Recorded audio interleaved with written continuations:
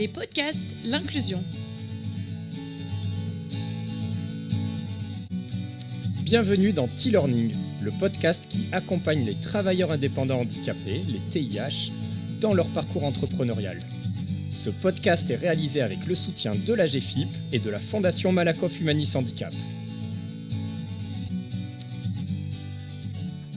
Chers entrepreneurs, chers TIH, bienvenue dans ce module du programme T-Learning dans lequel nous vous proposons des conseils sur la manière de parler de votre handicap dans la préparation de la signature du contrat et dans sa mise en œuvre. À l'issue du module, vous aurez des repères méthodologiques pour rassurer sur votre capacité à livrer votre produit ou service en satisfaisant votre client et conformément à vos engagements. Dernière précision avant de présenter le cœur du module. Après votre premier échange avec votre cliente, vous entrez dans une phase où il va falloir préciser progressivement les modalités de livraison de votre produit ou service.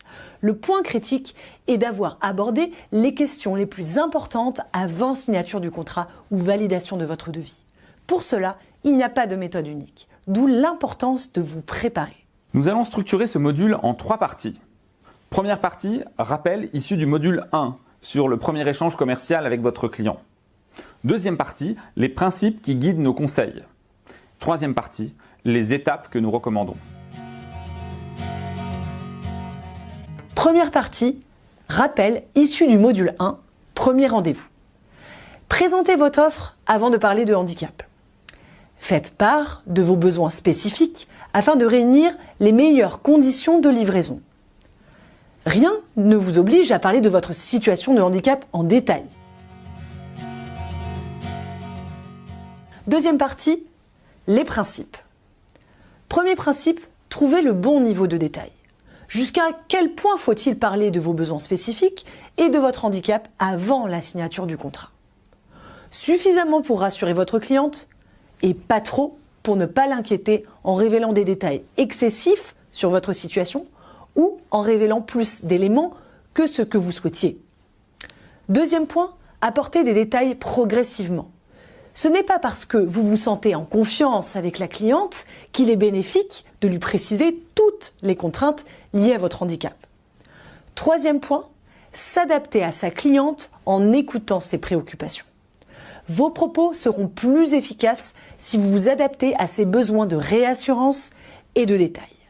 Et ce besoin dépendra en grande partie de son niveau de maturité par rapport aux questions de handicap.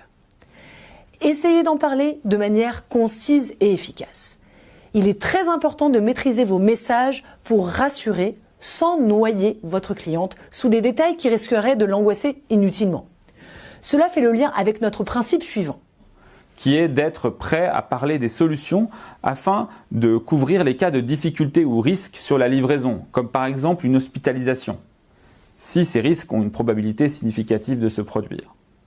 Dès lors, n'hésitez pas à parler des solutions autant que des risques et expliquer ce que vous avez prévu si cela se produisait. Par exemple, prise de relais d'un confrère, assurance, aide de la GFIP, délai de livraison supplémentaire ou autre. Enfin, si vous souhaitez rassurer votre client, vous pouvez comparer la probabilité de la survenance de ces risques à des accidents répandus, tels que les accidents de la route, afin de justifier le fait de ne pas en parler dans des niveaux de détail excessifs. Cinquième principe, préparer sa présentation et les solutions liées aux questions de base, telles que par exemple l'accessibilité des outils numériques ou la mobilité et le lieu de travail ou de livraison. Enfin, il y a aussi les enjeux du quotidien avec les contraintes alimentaires, les besoins d'accès aux toilettes, la sensibilité à la lumière ou au bruit. Et puis la fatigabilité. En effet, votre client peut émettre une objection s'il paye vos prestations à la journée et que votre journée est moins longue que la moyenne de vos concurrents. Il faudra alors que vous montriez comment vous en avez tenu compte dans votre proposition financière. Et enfin, dernier conseil, rassurez votre client en parlant des dispositifs d'aide existants, comme par exemple le financement de l'accessibilité ou de la compensation, qui est assuré en grande partie d'ailleurs par la GFIP.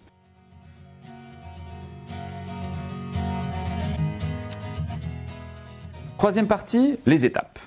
Première étape, avant de signer, nous vous conseillons d'évoquer la localisation de la livraison du produit ou du service. Pour un produit physique, la livraison est un enjeu assez habituel.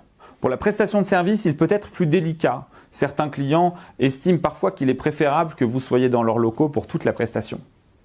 Il est nécessaire d'avoir évoqué, par ailleurs, d'éventuelles contraintes de mobilité avant de signer. Autre élément à évoquer, le risque sur la livraison que nous avons évoqué précédemment. Les sujets à aborder dépendent de la crainte raisonnable que le client peut avoir sur votre capacité à livrer. Deuxième étape, après avoir signé. Dans certains cas, les clientes pourront éprouver de la curiosité personnelle pour vos outils ou dispositifs de compensation de handicap. Pour vous, cette curiosité peut être irritante, mais gardez en tête que pour la cliente, cela peut déclencher une curiosité favorable.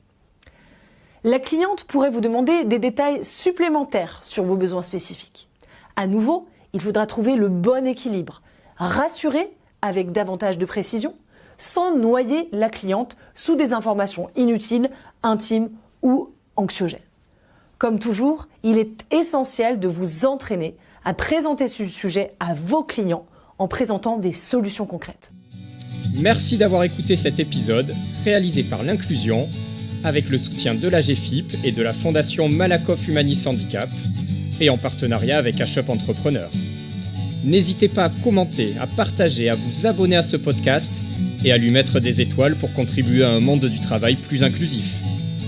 Et pour accéder à l'ensemble du programme de formation, rendez-vous sur t-learning.fr www.tih-learning.fr